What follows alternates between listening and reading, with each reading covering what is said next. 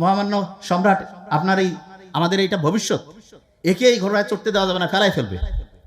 তো বলছে খুব করে ধরে যে না বাবা, আমাকে একটু চড়ার সুযোগ দিতে হবে, আমি চড়বো। তো এই কথা শোনার পরে সবাই বলতেছে না না, ওকে চড়তে দেওয়া যাবে না। ওর বাবা বলছে না বাবা, তুমি দেখতেছো না তোমার বড় বড় যারা আঙ্কেল শ্রেণীর মানুষ তারাই চড়তে পারলো না, তুমি কিভাবে চড়বা? তো বলছে খুব কনফিডেন্টের সাথে যে বাবা আমি চড়তে পারবো। তখন সবাই সিকিউট, মানে আলাদা হচ্ছে, যদি ধাক্কা মেরে দেয় সবাই জাল ধরে বসে আছে যে ওই ছোট্ট বালককে হচ্ছে চড়তে গেলেই তো ধাক্কা মারবে, সে ওইখানে যাতে পড়ে।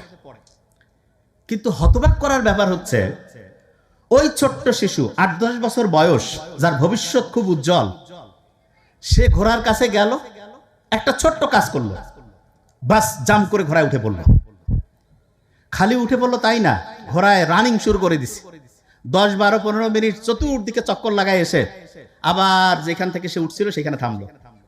সেনাপতি, তারপরে যারা বড় বড় বীর, তারা হতবাক হয়ে গেছে, কিরে এই ছোট্ট বালক ৮-১০ বছরের, আমরা কেউ ঘোড়ায় চড়তে পারলাম না, এ চড়তে পারলো, কারণটা কি? তখন ওর বাবা বলতেছে, বাবা তুমি ঘোড়ায় চড়তে পারলা, তোমার আঙ্কেলরা বড় বড় যারা সেনাপতি বীর, এরা চড়তে পারলো না, কারণটা কি? তা বলছে, বাবা আমি ঘোড়াটার দিকে লক্ষ্য করছিলাম যে হ্যাঁ, ঘোড়াটা খুব বিরক্ত ছিল। কি কারণে?